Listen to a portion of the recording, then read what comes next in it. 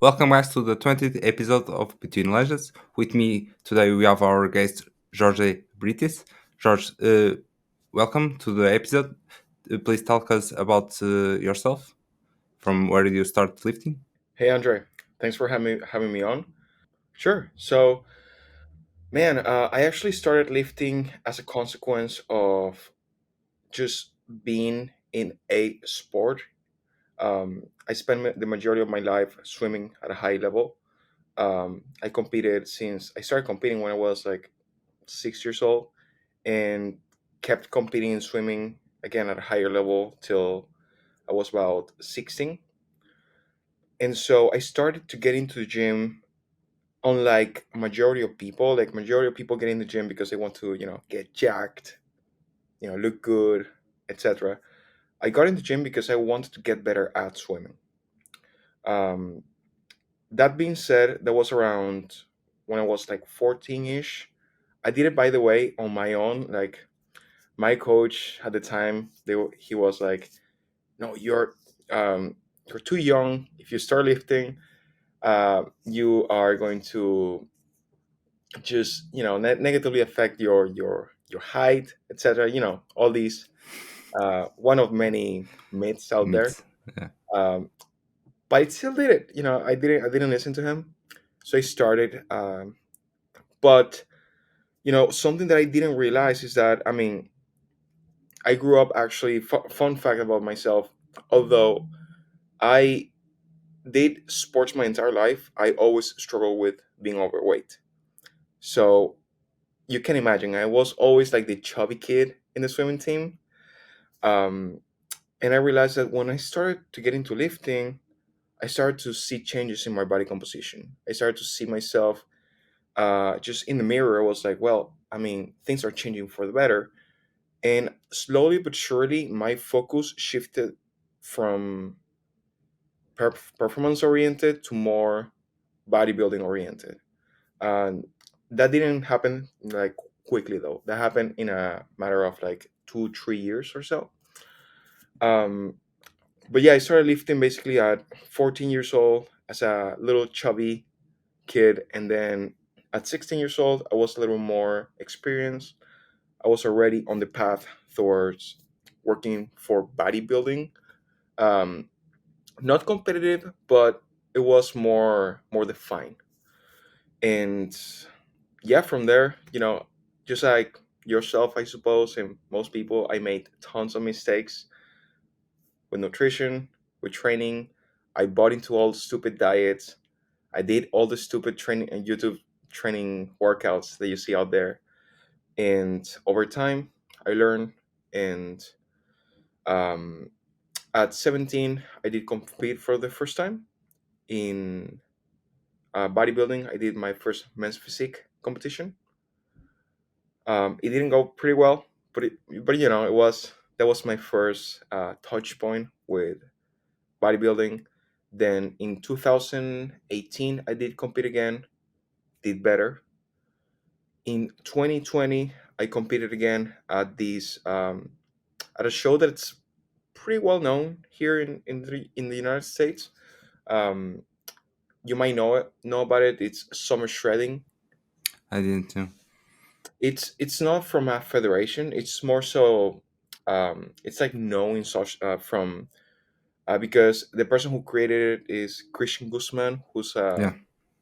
a famous YouTuber, social media influencer. So he created the show. I did compete, um, and yeah, from there, I've been. I would say that since 2018, I got very into evidence based training, nutrition. Um, I started to learn from the best of the best. I would say, um, the people from RP Strength, 3DMJ, and such. And I've been applying those principles till now. Yeah. From that to you said your last competition. What was your placement? Yeah, so my last competition was actually in, let me think, 2022, November 2022, in an NPC Okay. show. I competed in two categories. One was men's physique, and I didn't place on that one. I mean, I want to put in perspective. That was one of the last shows from the year, and it was an Olympic pro qualifier. Yeah. So I pretty much went to compete there just to be pretty much test myself. I wanted to just show up better than I did before the last time, and I did. Although I didn't place in men's physique. Um, Fun story. My coach at the time, he told me like just a few days before. He's like, "Well, you always wanted to do classic physique, right?" I'm like, "Yes, but you know, I didn't have the legs at the time." But see, because we start to, I mean, we've been training for 2 years. I've been putting in the work in the off season, training through a full range of motion, actually training smart. My legs actually grew quite a bit. So it's like 2 days before the show, he hints at me, you should step on stage on classic. I'm like, are you serious? Like, we're 2 days out. And he's like, you know what? Never mind. But he already told me that. So I'm like, okay, um, why not? Let's give it a shot. So I did give it a shot, and surprisingly enough, um, I got third place in my lineup, which Nice. was honestly very surprising. I was not expecting that at all, at all. And so, I mean, I won a third place on classic physique, and since then, I've been a little more focused on what I actually want to do in bodybuilding.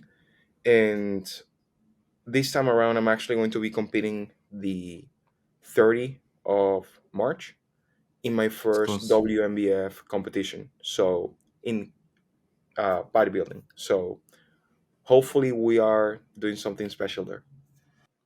Uh, One of the questions I was going to ask you after is what are your current goals? And it's about the competition in 13th of March, right? But do Yes, you the, have the 30, 30. sorry, do you have more goals for the future that you can tell us? Yeah, so I mean, this is my first time competing in bodybuilding. Um, my expectation is to set a good baseline, a solid baseline. I already know that I'm bringing my best to the stage. What I want to do is step on stage for the first time, actually prepare for bodybuilding, see where I line up. I'm not expecting to turn pro by any means because I'm not sure if you're aware, but like if you see the guys that appear in natural bodybuilding competitions, these people are peeled and they're actually pretty big. Most people think that natural bodybuilding is it's like lame and people are small. I'm like, you have not seen a pro natural bodybuilding in person. Like these people, they might look small in clothes. That's like the natural bodybuilder course. Yeah. But when they take their shirt off, you are like blown away. They pretty much look like statues. And I would argue that most pro natural bodybuilders come in way better condition than enhanced bodybuilders. That might be an unpopular opinion, but that's been my experience at least. Yeah. So yeah, as far as the goals is, I want to bring my best, set a baseline, and from there build back up, and maybe hopefully, if I don't turn pro on this time around, which I'm not expecting to, um, the goal would be to compete in maybe two more years, take time off, actually build muscle, and then coming in better condition. And if I can ask, do you will try to maintain your natural physique, or will try to someday try to go enhance it? So yeah, I mean, good question. I If you want to honestly answer. don't see, yeah, I honestly don't see the trade off worth it. I really don't see it. I personally, I still see great results as a natural bodybuilder. I see progress um, on a yearly basis. For sure. Am I not? Am I making as much progress as I did at the beginning? Absolutely not. Newbie gains are newbie gains. That being said, I found that the better you apply the fundamentals, the better results you get. And another thing is that most people think that they're already doing well the fundamentals. They're not. The reality is that people who actually know how how to apply the fundamentals and what they are and know how to look at the details, there's always room for improvement in your process, whether it is nutrition, whether it is recovery, whether it is overall programming. There's always something that can improve upon. And as long as there's something that can be improved upon, that means that there's room for improvement. So yeah, for now, I think that that's where I'm at. Um, I'm not opposed to the idea of, maybe using some sort of, uh, getting on testosterone later down the line as an adult if I need it for health reasons. But mainly for competition, I don't think it's worth it, at least in my opinion. Thanks for your answer. And if I can ask, you talk about the fundamentals. Are those the three fundamentals that you talk about? The nutrition, the training, and The recovery, yes, the recovery? correct. Sorry. You think there are the three fundamentals that people should focus on? Yes, 100%. I mean, I think that those are the three main pillars. Um, I know, sounds lame. I know there's not supplements in um, that lineup, but it's true because I'm very confident saying that 95, 98% of your results will come from those three. I agree with that. Even as maybe a newbie as myself. Jorge, I will ask you the first question. Since you have a lot of experience with a lot of professionals and even with RP coaches, can you tell us what is your focus on training technique, or what is that you can consider someone to have a good technique? Good question, great question.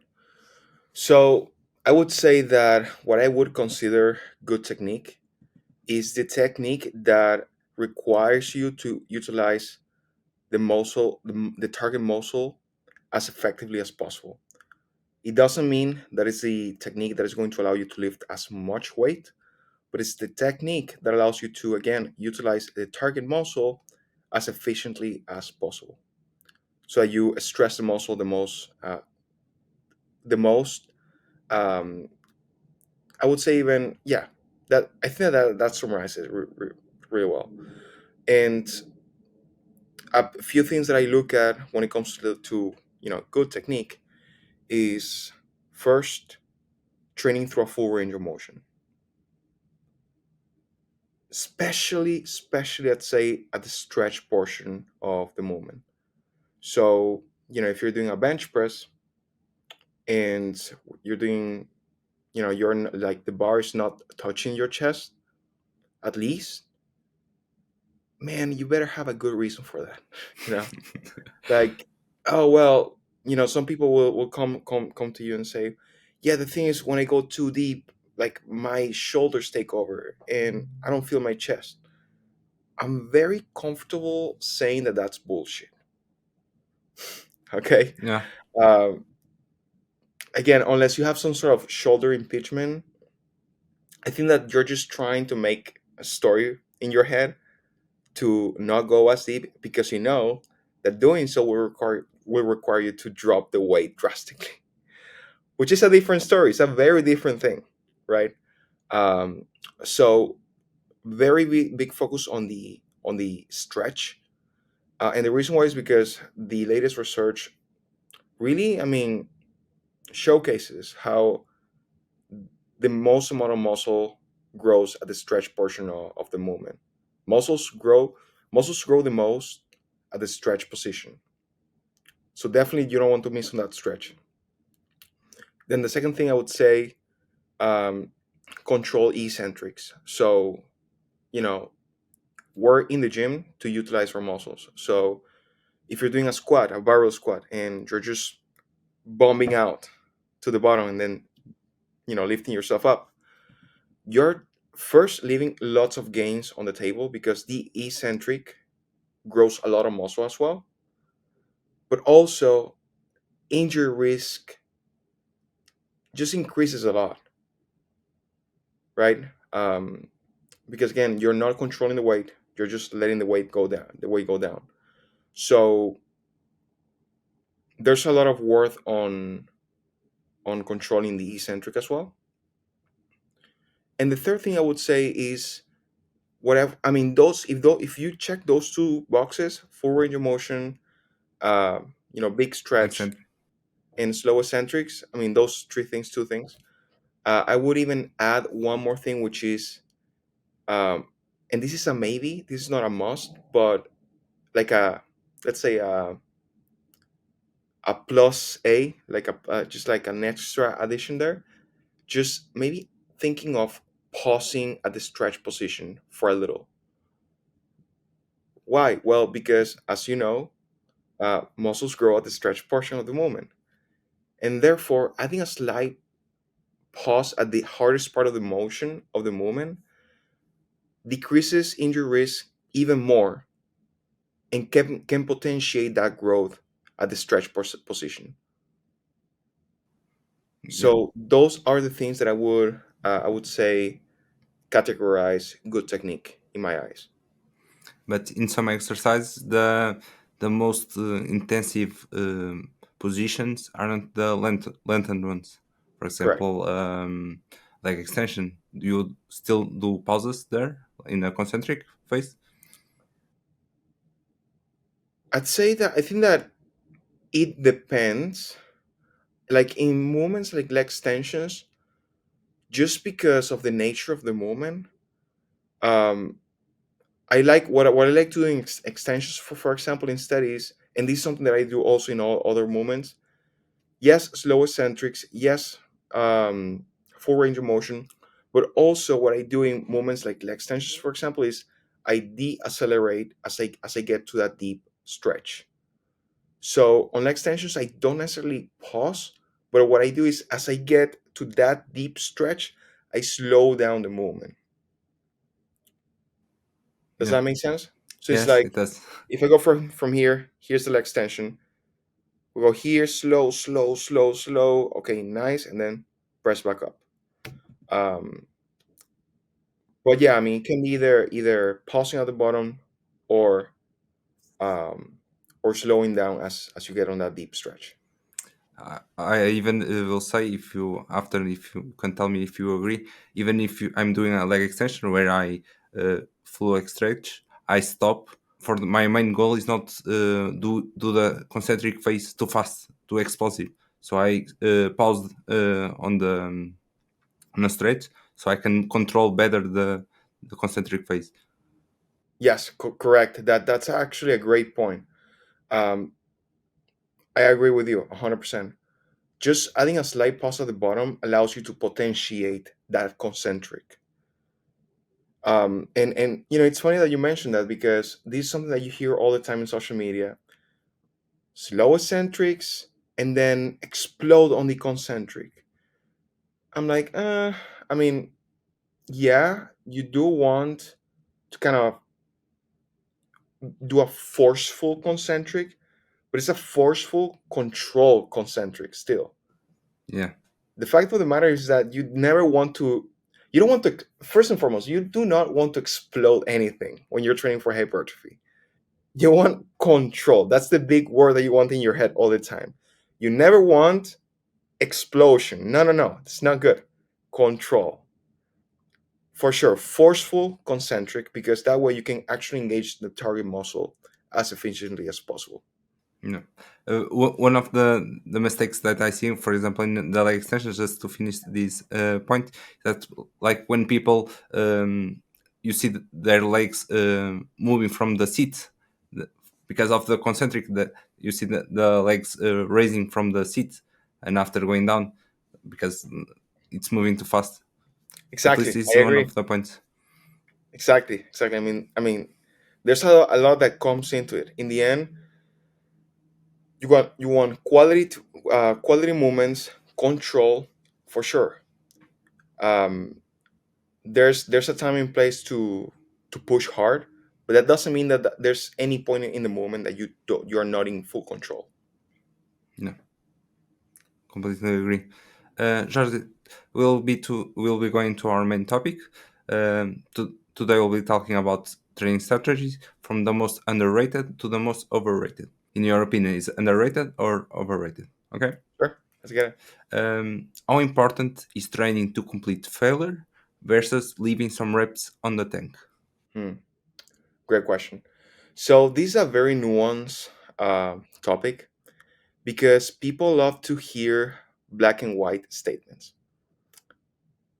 Here's the thing: is training to failure beneficial for growth? Yes.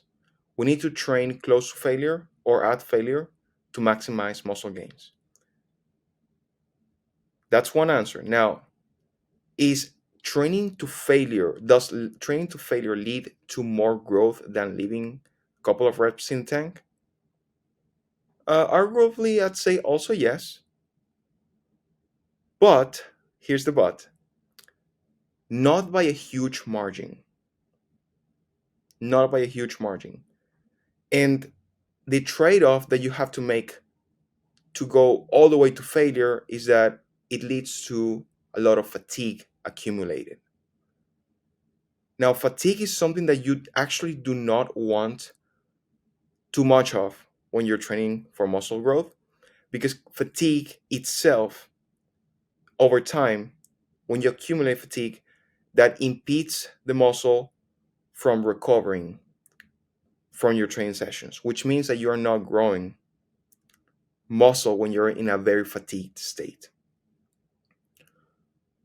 So that's the thing when it comes to training to failure. Also, you also have to consider the fact that you do not grow. You actually don't grow. I mean, I don't know. I don't know if people know this, but you don't grow muscle in a single session.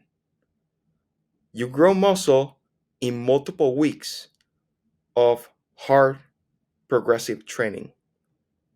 And what happens when you train, just let's say that you go to the gym today and you say, fuck it, I'm doing legs, I'm going with my homies, we're destroying ourselves, we're killing ourselves. Amazing, go for it. Great. Have fun. Now, let me ask you the following. What are you expecting to do next week? In fact, what are you expecting to do in 4 days? Yeah. Can you train legs? Where are you going to be able to train legs again in 3 days, in 4 days? Are you only going to train legs once this week? Are you going to be able to overperform what you did this week next week? The answer to those questions is likely hell no. Absolutely not. That's pretty much the technical definition of shooting yourself in the foot. So for you, it's you find it training to failure underrated or overrated? I'd say quite overrated. But again, context. Are there times and places to train to failure? Yeah, sure thing. But most of the time, you want to work close to failure. Now, what does close to failure mean? So, for my understanding, at least as of now, the literature shows that anything that's around 3 reps in the tank to 1 rep in the tank leads to pretty similar results as far as hypertrophy goes for muscle growth. I mean, for hypertrophy. Yeah.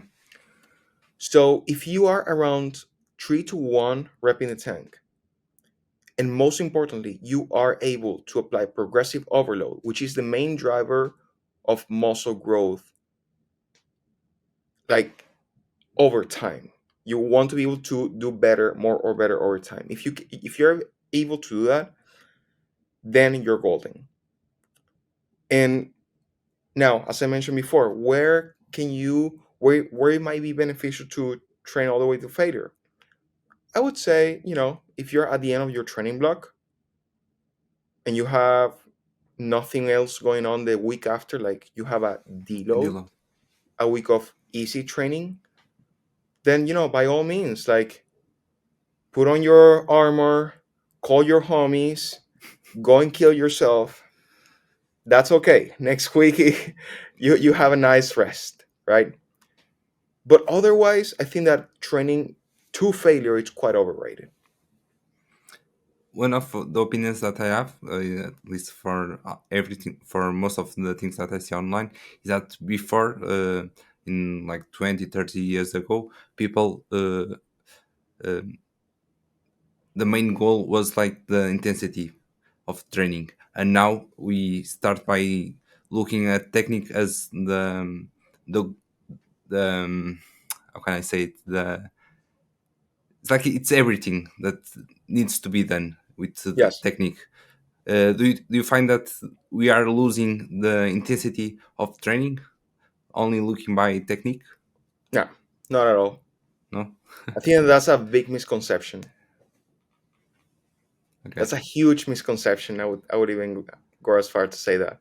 Then it's the people that I see online that are Yeah. So busy. let me explain you something.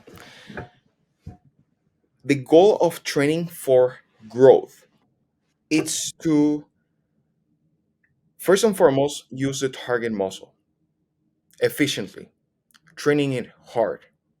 But more than anything, you want to actually train the intended muscle.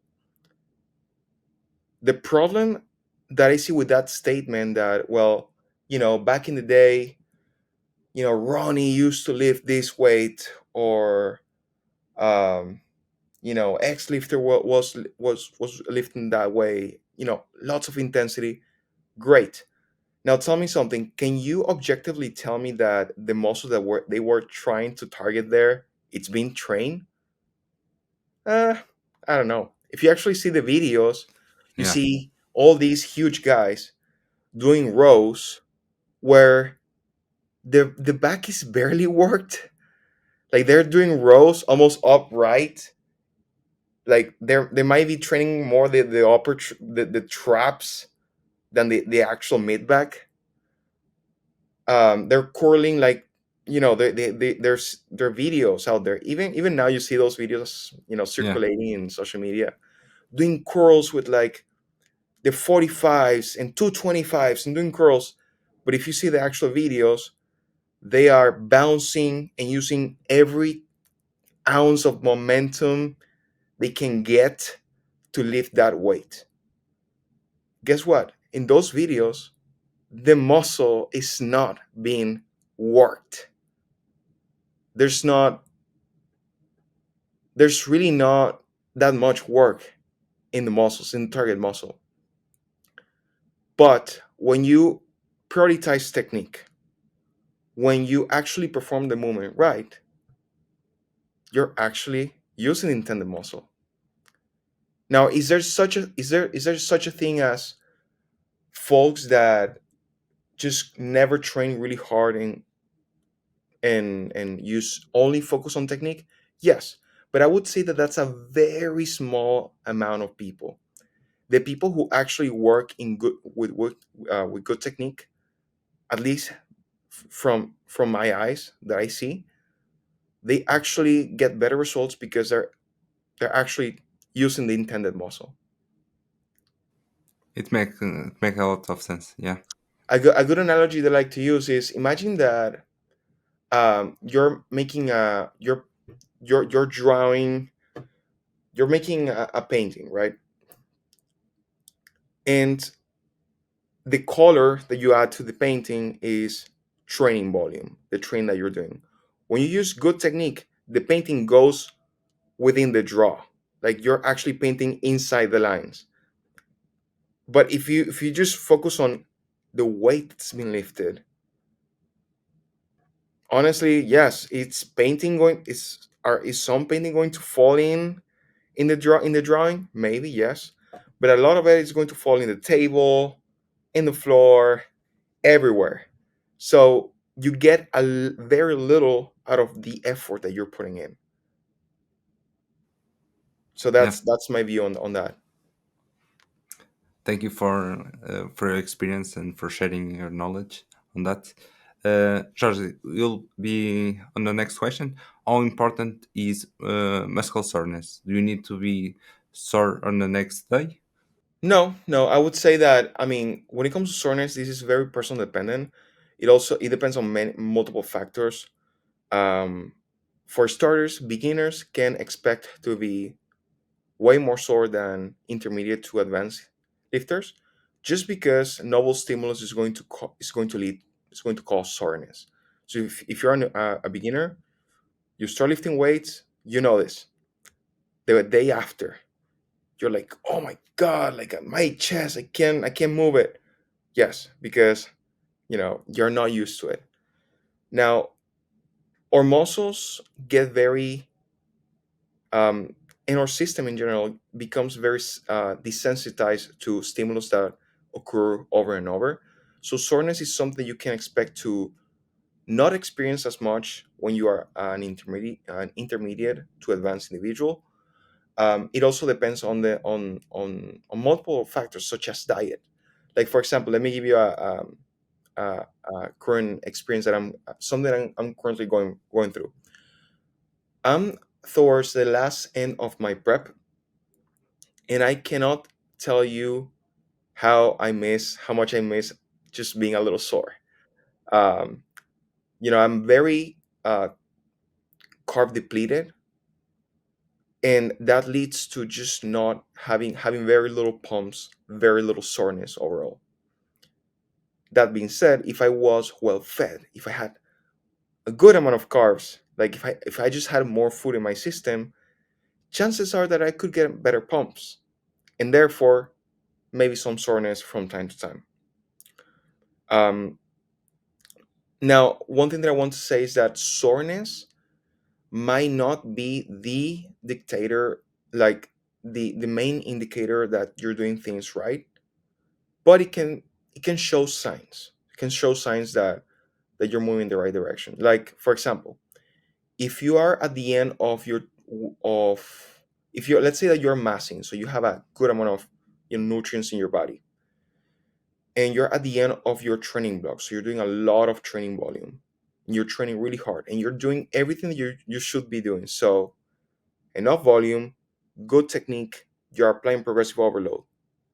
Man, if the next day you don't even feel any type of soreness in the target muscle, I mean, chances are that you're not doing something right, or that you could be doing a little more.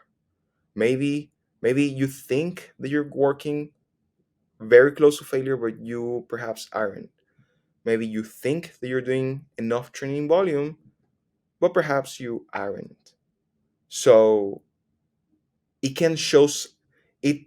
It's not the thing that tells you whether or not you're you're trying hard enough or Yeah.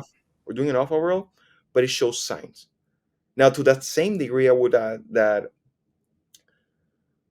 you know you can get sore by doing many things that won't lead to growth, and that's why I say that soreness is something that you shouldn't pay too much attention to. Like honestly, you can go to an MMA practice. You can get punched everywhere. You can get punched on your chest, on your quads, on your face. The next day, I promise you'll be very very sore. Yeah. That does not mean that you're growing any muscle. So It's just a tool, yeah, right? it's just a tool, and you should be focusing on other things. Can again, if you do the right things, it can be a be a good sign that you're doing things the right way. So do you find it underrated or overrated? Overrated, way too overrated for what most people uh, take it for. Awesome. How important is mind muscle connection? Do you find it underrated or overrated? I think it depends on the context. Depends on the context. Just as anything, sometimes most people want overrated, underrated. Well, it depends. If we're talking about beginners to intermediate lifters, I think it's way overrated. Most beginners and intermediates should not be paying too much attention into mind muscle connection, because for starters, and this is not to make anyone feel bad or anything, it's just being objective. You do not have enough muscle to have mind muscle connection. All right. I work with a lot of beginners that they will tell me things like, well, coach, I don't know what's wrong with me. I'm like, why? What happened? Well, I'm doing chest, I'm doing dumbbell presses, and like I don't feel my muscle connection. And we've been working on technique. They send me videos, and they're like, am I doing anything wrong? And they're going very deep. They're doing everything as they're supposed to. But it's like their sixth week in the gym, their first month. They're benching the 25-pound dumbbells. Okay. Yeah. Um, you don't have enough muscle to have a great mind muscle connection at that point. So, beginners to intermediate should focus on doing proper technique, more first and foremost, good technique. Then, over time, we want to add load, right? Make sure that you're progressing, adding 5 pounds here, 10 pounds there, one more rep here, one more rep there.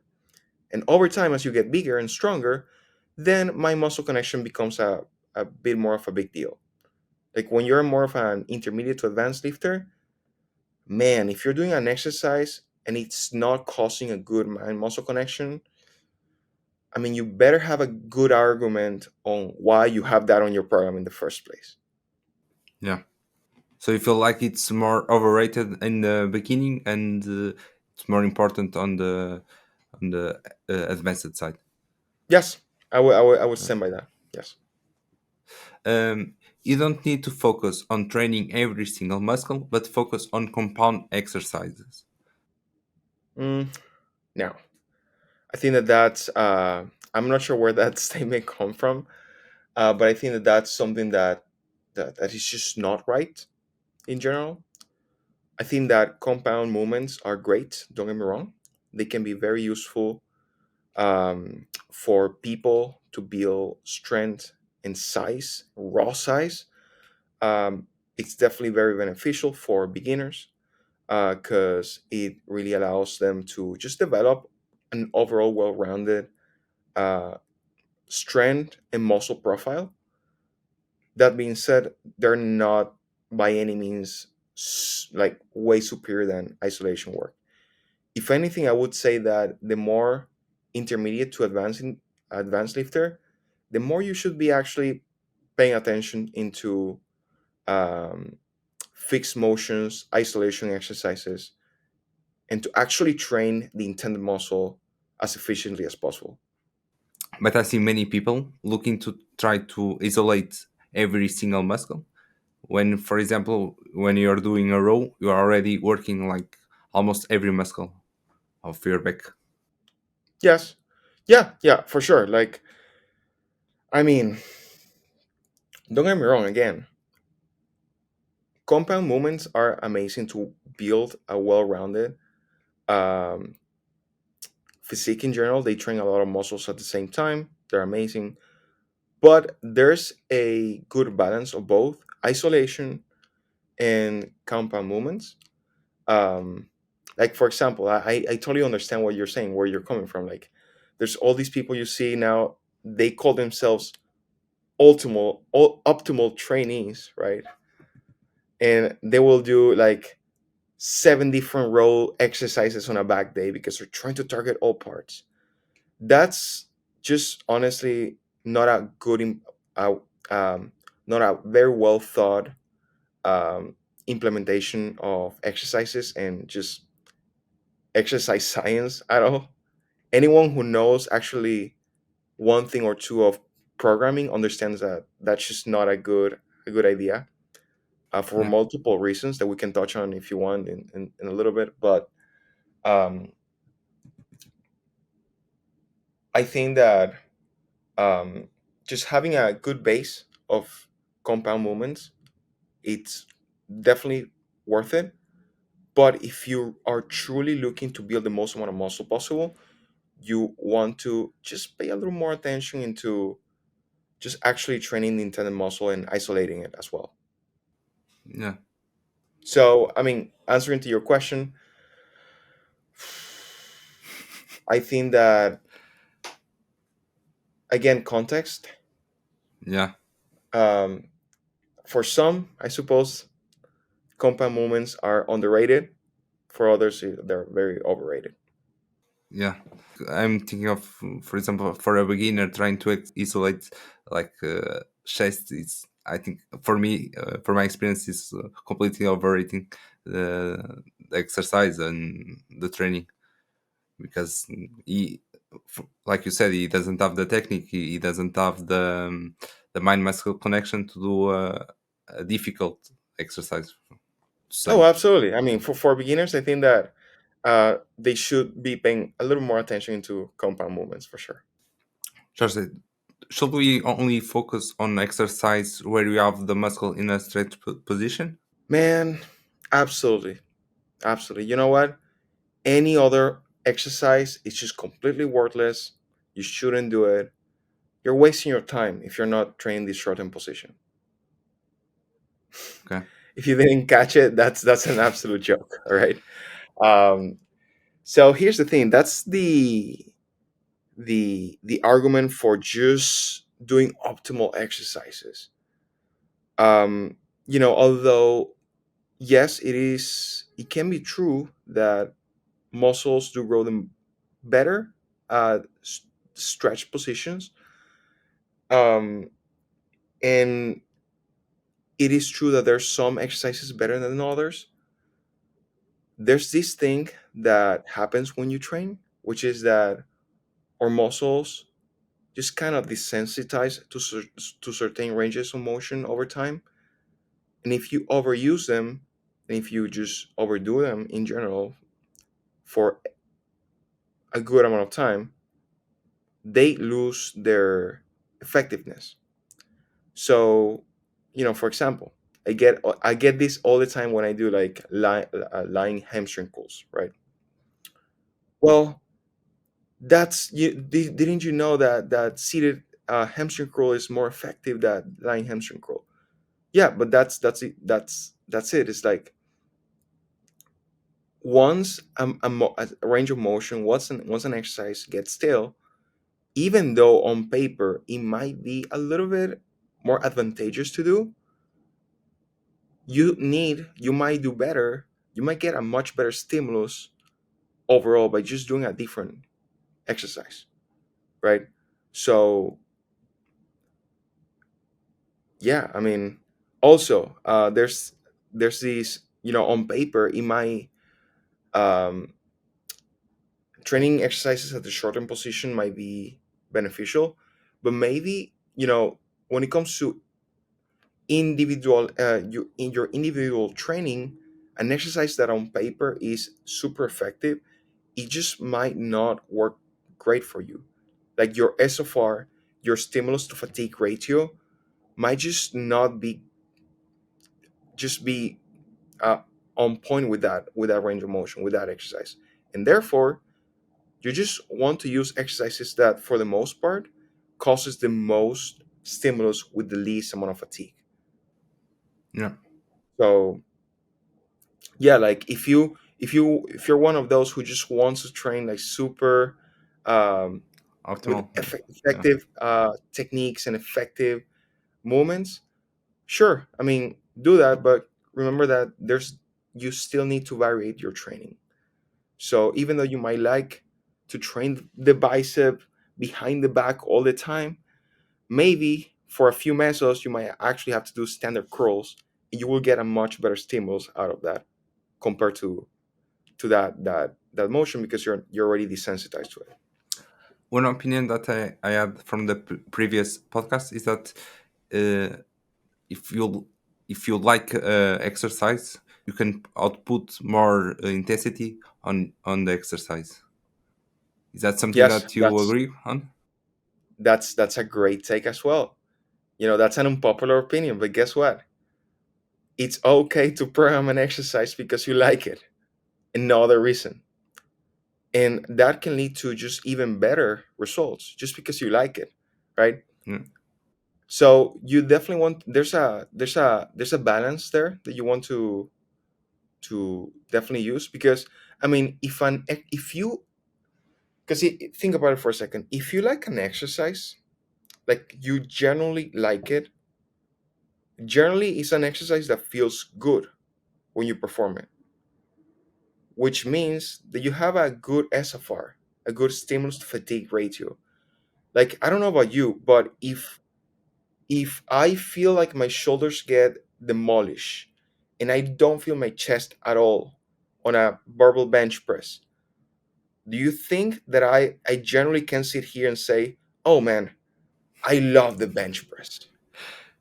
of course not. Yeah, Unless I'm a masochist, which I mean, all granted, most lifters are, but I regress.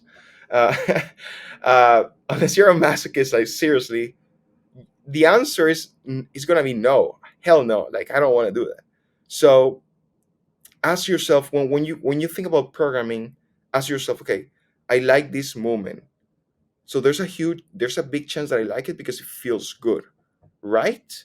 If the answer is yes, then you know program it. Why not? Now, if the answer is no, but like you're thinking, like, a good maybe a good scenario here to play it is, let's say that you're an ex powerlifter, right? uh, And you have ingrained in your brain that you like the tree, the big tree, deadlifts, squat and bench. squats, and bench press. But if you actually ask yourself objectively, okay, I like those because I'm strong there. But do I like those because they cause a good stimulus to fatigue ratio? Like, they feel good in my chest. Like, I do my bench press and it feels good in my chest. Well, if the answer is no, then the answer is no. And maybe doing a different exercise might be better, right? Yeah, Um, but yeah, it's for most people want to do the exercises that feel good. So you have to ask yourself those questions, and I'd say make decisions based on that. yeah. And the follow question is: should we vary the exercises and the resistance profile between the week from the short to longer positions? Not only training the short and longer, but try to do them both. So are we talking about, For let's say, example, can I? on a week-to-week basis? Yeah. For example, trying to do like you said, bicep curl with your arms behind the body, and after do uh, in a day that you have your arms in front of your body, so you can try Yes. to train the both profiles. Yeah, that's a good question. So that's the that I would say that I think that I've shared this a lot of times before on social media and posts and lives and stuff. But that was one of the biggest mistakes that I made during my training career. And I think that's still one of the biggest mistakes people make, is that they try to hit the muscle through all angles, right? Because that's so important, right? Um, and the thing is, regardless of the position that you're training your intended muscle, whether it is the shortened position, the lengthened position, what's most important is to understand how we actually grow muscle. We grow muscle by our muscles first and foremost speak one language, which is tension. Yeah, And to grow over time, we need to present overload, meaning do more or better of that overload over time until we can't, and then something has to change, right? The thing is, when we do a movement for the first time, when we do a novel stimulus, there's this period of time of about, I mean, it really depends on the person, but it goes from 2 to 3, maybe 4. For beginners, it can take even longer, 5, 6 weeks of in which we develop neurological adaptations, which means that your body is basically, your muscles are learning the movement, are becoming efficient at the movement pattern. This is why during the first few weeks of a new training program, you're doing a new movement that you haven't done in a while, and you can expect, like, you can see yourself, you're like, wow, I'm able to add 10 pounds from last week and do more reps. Amazing. Or I can do, 5 more reps than last week Yeah. with the same weight at the target RAR. Awesome. That's all good and great because you're progressing, but keep in mind that that doesn't mean that you became Hulk or Hercules Yeah. from one moment to another. It's not because the 30 minutes of extra sleep that you got last night. It's not that. It's that your body is becoming more efficient, better at performing such motions, at performing such movements. And it's actually after that period of time of neurological adaptations that you start to experience the most growth. So usually when growth to be starts to become challenging, it's when the times that at the times that it's week 5 of a meso, week 4 of a meso, and man, you're struggling to add one more rep, you're struggling to manage the training volume. It's when you're being challenged like that, or when you are making progress, when you are building the most amount of muscle. So basically, when it comes to training, it's very straightforward. Progress drives progress. And you definitely, and this is something that I like to tell myself over and over, do not avoid the suck, embrace the suck. It's when things are getting challenging when you're likely making the most amount of progress. It's when it's becoming very challenging to progress within your training that you're making the most amount of progress. And this even applies to fat loss. It's during the last few weeks of a cut when it sucks, when sustaining the calorie deficit is hard, when you're feeling lethargic, when you're a little tired. Hey, hold there, hold tight, because that's when you're losing the most amount of fat. So You're talking about experience now, right? yeah, yeah. I mean, I can tell you, it gets tough because it's supposed to be tough. Because surprise, changing your body composition is not easy. Your body doesn't like to change, and it creates resistance. But it's going through that resistance, and it's pushing through that resistance what creates change. Yeah. So you can say from what you said that changing the resistance profile of a short versus a longer muscle position is overrated if you don't Absolutely progress. overrated. Yeah. Absolutely overrated. I would say, I mean, overrated, and I just want to make sure that I'm pointing this out. If what we're talking about is changing it from one week to another, like, if we're doing those crazy changes within training from um, different from one week to another, I think it's just nonsensical. Okay. I was saying like if you train like on Monday, for example, you try to do the biceps in front of your body, and on Friday if you try to do behind your body. Uh, but if like I think from what you said, if you have a good SFR, it's more important than the position or the mm, that you're training. Yeah, I mean, actually, I think that there's a lot of benefit of doing that. If you are going to train the biceps twice a week, that there's a good argument for training it through different um, positions for sure. If you did the short term position on Monday, do the um,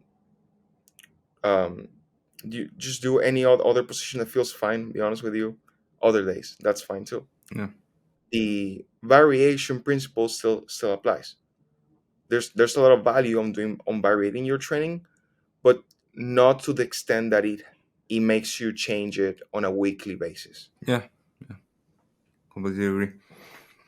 Cardio is very important for cutting, even for yourself, for the cut face, cutting Oh, face. absolutely not. No. So when it comes to cardio, I think that standard cardio is way overrated.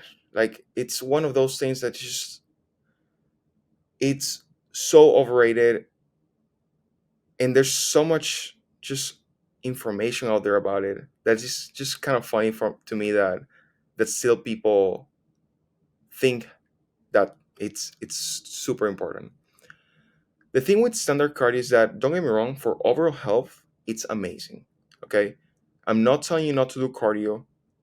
Absolutely, if you want to do it for health reasons, go for it. I'm applauding you. Now, if you're doing cardio because you want to lose weight, and that's the main objective, keep in mind the following. The problem with standard cardio is that doing a lot of standard cardio leads to the body pretty much overcompensating by making you move less throughout the day. And this is something that happens just in autopilot. This is why Yeah. even if you do standard cardio, it's very important that you have other measurements of movement, such as steps. Like if you want to do cardio at the same time that you're running a fat loss phase, I highly suggest you to have a standard, at least, step count goal for the day. So you do your cardio, and aside from that, you do the rest of your steps throughout the day. That's amazing. Like if you're doing that, hell yes, you're crushing it. The problem is for people who just, let's say that they're like, yeah, I'm on a cutting phase, bro. I'm doing 40 minutes of cardio 3 days a week. And you're like, oh, you mean like 40 minutes of cardio and that's it? And you know what's funny? You encounter people like that and they will tell you straight up, yes. But then you ask them like, what do you do outside of that? Well, I train. Okay, awesome. And aside from that, um, good question. They do nothing. Yeah. A lot of bodybuilders will quite literally walk for 40 minutes in the morning, call it cardio, train, and then sit in their asses the whole day. Maybe working for sure, they might have like work in an office for sure, whatever. But they don't have any intent of moving more than that, which is funny because 40 minutes, I'm sorry, I'm not sure who needs to hear this, but 45 minutes, an hour of a light walk, or let's say that you're hardcore on a stairmaster, doesn't buy you a whole day of not doing anything. Yeah. What you do most of the time matters much more than what you do in a little amount of time. And you are speaking of low intensity cardio and high intensity cardio, right? Yes. Yeah. Calorie intake is the most important thing to know and to balance. If the goal is weight loss, calories are king, queen, god, whatever you want to call it. um, you need a caloric deficit to lose weight, as simple as that. Now, if we're talking about losing fat, for sure you need to pay attention in individual macronutrients. More importantly, protein. You want to be consuming at least, I'd say, zero point 0.8 to 1 gram of protein per pound of body weight. That's more than enough for most people. That covers all needs for muscle retention needs. Yeah. The next thing will be carbohydrates. You want to be consuming a good amount to provide the body with enough energy to function properly in and out of the gym. And fats, you do want at least, I'd say, 20% of your total calorie intake coming from fats for just health and hormonal health. If you have protein, if you didn't do the math already, I already told you proteins and Yeah. fats. If you know those two, and you have the at least the minimum for fats and then your daily needs for protein, fill out the rest with carbs, and there you have your macros. Yeah. You're golden. We must always eat healthy in a bulk. If you don't eat healthy, you aren't going for the best results. I suppose that we need to clarify what best results is. What are we trying to maximize here? Gaining muscle. Gaining muscle. Here's the thing. As everything, it's not a black and white statement. If you already exercise regularly, gosh, I mean, you're going to be much healthier than majority of people. Now, for sure, quality of food matters as well for overall health. The biggest thing I'd say is fiber. Listen, bodybuilders, yes, you do need fiber. Okay, fiber decreases all cause mortality by a huge margin. Okay, it's also going to help you sustaining a leaner body composition as you gain weight. Why? Well, because for starters, fiber makes you feel slightly fuller, which is not a bad thing for most people. Listen, don't come to me with the I'm a hard gainer. Most hard gainers that I know, they're not hard gainers anymore when you we start to track their macros. It's just an excuse to be lazy. If you track your macros and you have the right food choices, gaining weight is actually very easy. See, we humans evolved to make gaining weight an easier task than it is to lose it overall. So track your macros, track your food, make the best decisions, have enough fiber. If you have enough fiber in your diet, gosh, I mean, I'm not sure how to argue not for you not to eat the things that you love, honestly. So, if you have a decent amount of fruits and veggies with your major meals, and then you hit your macros aside from that, I think you're in a pretty good spot. Yeah, I was asking about don't see a difference between eating healthy and dirty bulk, for example.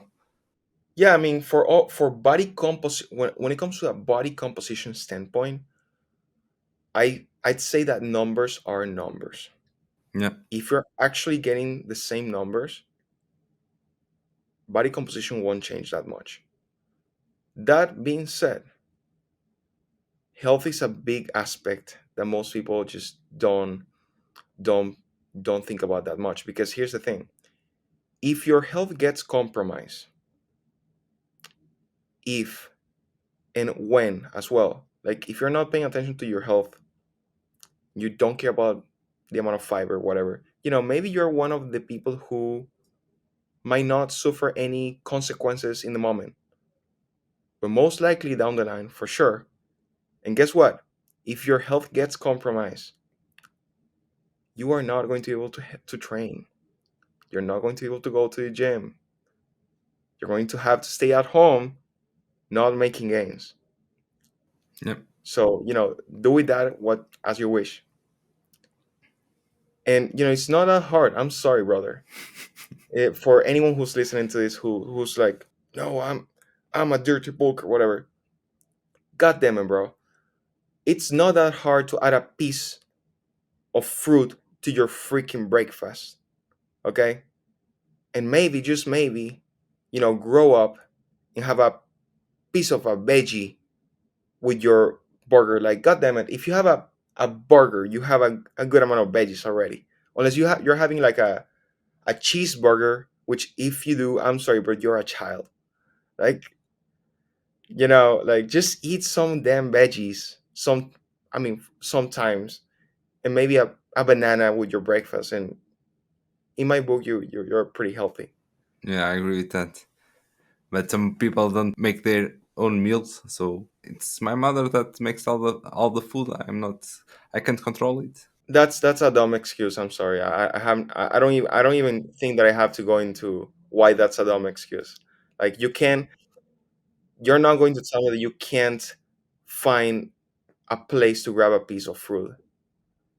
Yeah. Like if you go to high school, then you can they will give you a piece of fruit. God damn it. You know? So let's be honest with ourselves. Let's stop making excuses and let's grow Yeah. up. Just last question that I have for you. Um, for the training volume, is there any volume that is too much? Even if with our last research saying that 52 sets per week can be better than like 22 or low volume. Yeah. So I have a couple of things to say about that. First, keep in mind that these studies are done in a big population. You still need to pay attention to your own individual biofeedback. Okay. Again, very important, pay attention to your specific individual biofeedback. As a rule of thumb, if you are training and you're recovering well and you think you can handle more, and you are not at the beginning of a training block, like let's say you have a few more weeks, you think that you can push for a little more, then it might be worth doing a little more. Not 52. Okay, you're likely not doing 52 sets per week per muscle group, but maybe if you can recover from it, a couple more sets here and there, it's great. I think that if you are within 10 to 20 hard sets per muscle group per week on average, then you're in a good spot. If by the end of your mesocycle, if by the end of your training block, you are not feeling like a dead walking human being, mm, maybe there's a chance that you could handle a little more volume. Personally, I found that if I push my sets close to failure or at failure, I'm talking about like the last week of a training block, and I'm at my MRV, Yeah. maximal recovery volume. First, I mean, the name describes it. I can't recover from that. So, like, why the heck would I do more? It's like there's really no point to do that. So, in the end, as I said at the beginning, pay attention to your individual biofeedback. And yeah, I mean, what I think you should take out of that research is that you might be able to handle a little bit more volume than you think, but still do not trade off intensity within your training for volume. Like, Yeah. honestly, if you finish your sets and you're able to hold that, if you're doing your set and you're able to hold that conversation, or you're not gasping, or you're not like tired after a set, I'm sorry, but that's just not a hard set. That's not a hard set, like a working set. So yeah, that's my take on that. Yeah, completely agree with that. In even if you are on your first set and you thought that, okay, I have more 51 sets, I don't think that you will be Yeah, going to fail it. exactly. It's kind of funny because man, it's like, and I get it. I suppose that sometimes people will actually say, "Oh yeah, I push harder in that set," but you see them like they. I see it, it's kind of and this just kind of interesting. Sometimes you enter the gym and you see people that they don't even warm up. They literally will enter the gym in the morning, sit on the bench press, or just at the weight. 1, 2, 3, 10, awesome. Two more sets, leave. It's been like 15 minutes and they're already on their third exercise. And I'm like, wow, like I'm still warming up. You know, it's because there's working out, there's like doing something in the gym, and then there's training. If you actually train, man, 8 sets for a given muscle group in a given session is gonna mess you up. Yeah, More than 8 sets, if you go over 8 sets for a single muscle group, let's say 10 sets for a given muscle group in a single training session, and you're feeling just fine, I'd like to take a look at what you're doing. Completely agree with that. And I think in 15 minutes you can do like 2 sets of squats in the max. So Oh yeah, like 15 minutes? So you enter the gym 15 minutes, 2 sets? Man, that'd be a PR for me, being honest with you. If I'm doing heavy squats, yeah, 15 minutes, I'm still warming up. I'm sorry. Like I like my mind is not even there yet. I'm like, fuck, like I'm still on my head on the treadmill, just trying to warm up. Fuck, here we with go. heavy music. Yeah, Yeah, just hyping myself up. That's a fact. yeah, I completely agree with that. I think there's some mistakes, or people need to understand better the research and understand that they need to train uh, better than to look at social media and try to do the same, as many people say. Yeah. So one thing that I want to add to that is that I promise you, the people who have the best results, the people who get the best results, are not doing the latest TikTok trend fat diet. They're applying the basic fundamentals, the basic rocks very well. Very well. And by that, I'm not saying either because I don't want to. I don't want you to think that I'm saying you have to do what the old school, well, what Arnold did. That's not what I'm saying either. I'm saying the actual fundamentals. What I mean by that is proper execution, mastering movements, proper intensity, making sure that you're actually being challenged within your sets, logging your workouts, actually tracking your stuff, not just thinking about what you're doing on the spot, and being consistent over time, applying progression. That is what drives progress. Yeah, I completely agree with that. Even I don't know if you started training with that mentality, but I'm pretty sure that after 1 or 2 years you start doing it because of your amazing results that you have now, right? Thanks. Yeah, I mean, in the end, we all kind of learn. I wish someone told me this stuff back when I started. Again, I made all the mistakes. I did it all, I promise. Trying to confuse the muscle, uh, shocking the system, doing all types of goofy exercises that I saw on YouTube. And it took me making those mistakes to realize that, yeah, it's actually the boring stuff that, all this nerdy stuff talk about all the time. That's the stuff that works. Simple as that. Yeah. And for myself, that I see you training with Jared and Dr. Mike sometimes, I feel a little, how can I say, jealous because you guys train so well and so. Everything's like planned with such intensity and well round that seems perfect. Like it's impossible to not gain muscle with that training.